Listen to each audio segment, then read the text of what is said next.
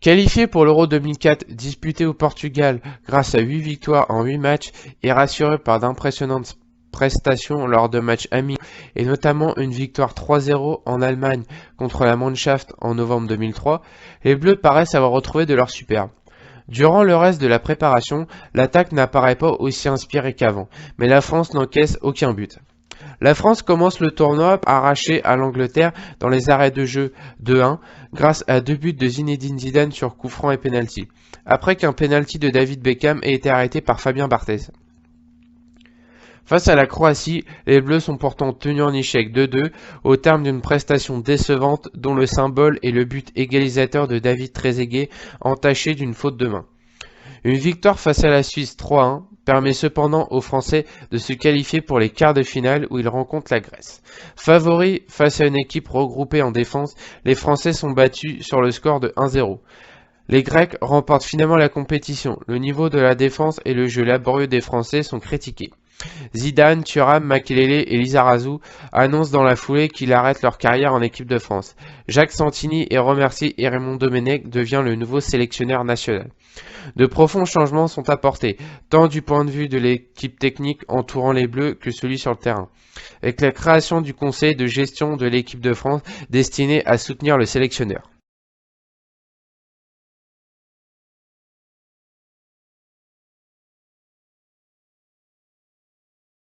Après l'Euro, l'équipe de France, affaiblie par la retraite de joueurs clés, peine à retrouver un jeu efficace et cohérent. De jeunes joueurs, Abidal, Govou, Malouda, encore peu expérimentés au niveau international, intègrent la sélection nationale. Le 3 août 2005, Zidane annonce qu'il revient sur sa retraite internationale, accompagné de Thuram et Makelele. L'équipe de France se qualifie finalement de justesse devant la Suisse, Israël et l'Irlande. L'équipe de France débute pourtant mal son tournoi, en concédant 2 matchs nuls face à la Suisse 0-0 et face à la Corée du Sud 1-1. Heureusement, une victoire 2-0 contre le Togo permet aux Bleus de se qualifier pour les huitièmes de finale. Les joueurs de Domenech affrontent l'Espagne, qui se qualifie après un ultime but de Zidane dans les arrêts de jeu 3-1. La France affronte le Brésil, champion du monde en titre, en quart de finale. Les Bleus, menés par une exceptionnelle prestation de Zidane, domine la rencontre 1-0. Le but de la victoire est inscrit par Henry sur un coup franc de Zidane. En demi-finale, les Français rencontrent le Portugal. Alors que le jeu est relativement dominé par les Portugais, Henry obtient un penalty que Zidane se charge de transformer 1-0. La France est qualifiée pour la deuxième finale de Coupe du Monde de son histoire. Le 9 juillet 2006, la finale de la Coupe du Monde oppose à Berlin les joueurs français à l'Italie, tombeur de l'Allemagne lors de l'autre demi-finale. Dès la 7e minute, les Français obtiennent un penalty que Zidane réussit d'une panenka. À la 19e minute, Materazzi égalise de la tête sur un coup de pied de coin 1-1. Pendant les prolongations, Zidane est exclu de la rencontre pour avoir frappé Materazzi d'un coup de tête. Les deux équipes doivent finalement se départager au tir au but. Trezeguet manque le sien et Grosso s'offre à l'Italie une nouvelle victoire, 5-3 dans les tirs au but en Coupe du Monde. Zinedine Zidane et Fabien Barthez mettent définitivement fin à leur carrière, tandis que Raymond Domenech est logiquement reconduit dans ses fonctions de sélectionneur national pour 4 années supplémentaires jusqu'à la Coupe du Monde 2010.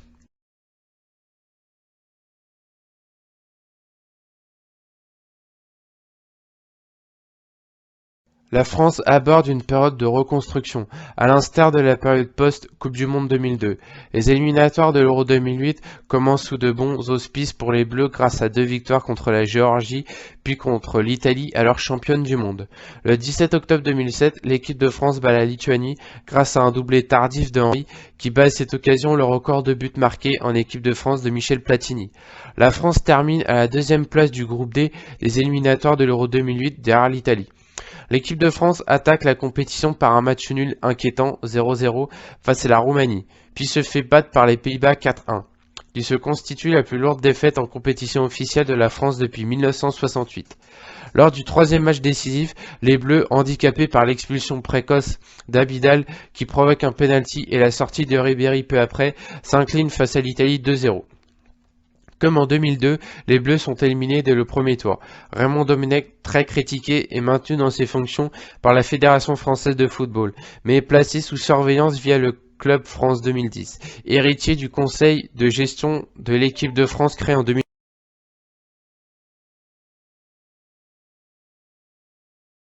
À l'orée de la campagne de qualification pour le Mondial 2010, le staff de Raymond Domenech est renforcé par le recrutement de l'ancien champion du monde Alain Bogossian. Les Bleus héritent du groupe 7, composé de la Roumanie, la Serbie, la Lituanie, les îles Féroé et l'Autriche. La France termine deuxième de son groupe derrière la Serbie et doit disputer 2 matchs de barrage pour cette Coupe du Monde 2010. Tête de série grâce à son rang au classement mondial de la FIFA, l'équipe de France affronte la République d'Irlande et se qualifie sur un but de William Gallas 1-1, après une main de Thierry Henry qui crée la polémique. Le 4 décembre 2009, le tirage au sort place les Bleus dans le groupe A, en compagnie de l'Afrique du Sud, le Mexique et l'Uruguay. Malgré un tirage a priori favorable, l'équipe de France va vivre l'une des pires coupes du monde de son histoire. Le match nul 0-0 contre l'Uruguay et la défaite 2-0 contre le Mexique enlèvent quasiment tout espoir de qualification. L'ambiance devient alors délétère, avec l'exclusion de Nicolas Anelka qui a insulté le sélectionneur Raymond Domenech lors de la mi-temps du match contre le Mexique. Un doigt d'honneur de William Gallas à David Astorga, journaliste de TF1, qui s'approchait de lui pour recueillir sa réaction à la fin de ce match perdu. De multiples rumeurs d'incidents, des joueurs qui refusent de s'entraîner et la démission du directeur général délégué de la FFF, Jean-Louis Valentin. Finalement, la France perd 2-1 face à l'Afrique du Sud le 22 juin 2010 à Bloemfontein et quitte la compétition à l'issue du premier tour, à la dernière place de son groupe, avec un bilan identique à celui de l'Euro 2008. 2 défaites, un match nul et un but marqué. À la suite de cet échec, Thierry Henry met fin à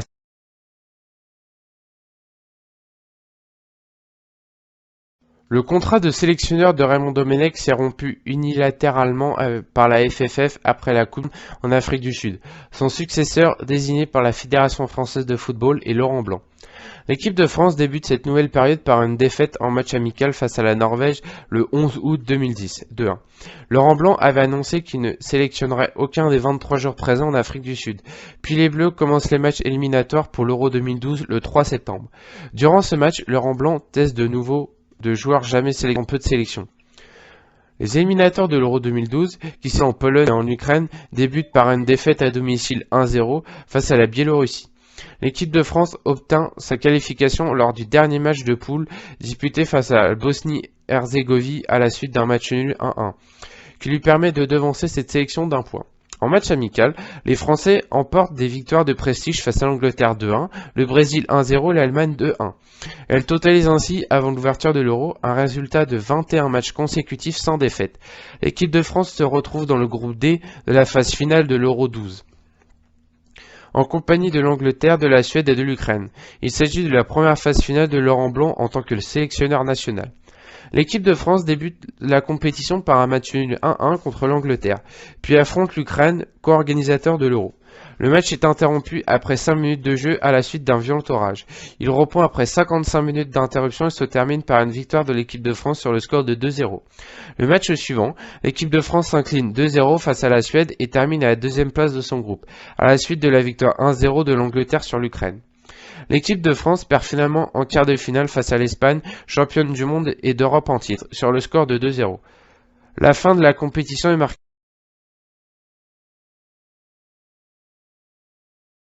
Le 30 juin 2012, Laurent Blanc quitte ses fonctions de sélectionneur après un entretien avec le président de la fédération, Noël Le Graët, survenu 2 jours plus tôt. Une semaine plus tard, le 8 juillet 2012, Didier Deschamps est nommé sélectionneur de l'équipe de France, qui entre donc dans une nouvelle phase de transition, dont l'objectif principal est la qualification à la Coupe du Monde 2014 se déroulant au Brésil. Le contrat du nouveau sélectionneur, d'une durée de 2 ans, sera automatiquement renouvelé en cas de qualification. Les Bleus entament leur match de qualification face à la Finlande, victoire 1-0. Leur deuxième match se ponctue par une victoire 3-1 contre la Biélorussie. Après une défaite en amical face au Japon 1-0, ils réussissent à tenir en échec l'Espagne, championne du monde et double champion d'Europe en titre, en égalisant la dernière minute grâce à une performance héroïque, notamment en seconde période, selon la presse. L'équipe l'emporte ensuite 2-1 en match amical sur l'Italie. Le 6 février 2013, l'équipe de France s'incline face à l'Allemagne 2-1. Le 22 mars 2013, l'équipe de France gagne 3-1 face à la Géorgie et prend la première place du groupe I devant l'Espagne. Le 26 mars 2013, la France perd 1-0 face à l'Espagne au Stade de France du groupe. Lors de sa tournée en Amérique du Sud, l'équipe de France perd 1-0 contre l'Uruguay à Montevideo le 5 juin. Puis, 4 jours plus tard, le 9 juin, la France perd 3-0 face au Brésil. Après un match nul face en Géorgie 0-0 et une victoire contre la Biélorussie 4-2, les Bleus sont assurés de jouer les barrages et les éliminatoires de la zone Europe pour la Coupe du Monde 2014. Le 11 octobre, face à l'Australie, la France fait le plein de confiance en s'imposant facilement 6-0 face à des buts de Franck Ribéry, Olivier Giroud doublé, Yohan Cabaye, Mathieu Debuchy et Karim Benzema. Ce dernier mettant fin à une série de 1222 minutes sans marquer. Le 15 octobre, face à la Finlande, la France s'impose 3-0 avec des buts de Franck Ribéry, Joao Tovio et Karim Benzema, dans un match plus difficile que face à l'Australie. Toutefois, après ce regain de forme, une nouvelle désillusion semble se profiler à l'horizon après une défaite en match aller des barrages contre l'Ukraine 2-0. En effet, dans l'histoire des éliminatoires de la Coupe du Monde, aucune équipe n'a réussi à se qualifier après une défaite par 2 buts d'écart au match aller. Cependant, ils réussissent l'exploit en battant l'Ukraine au match retour 3-0, avec des buts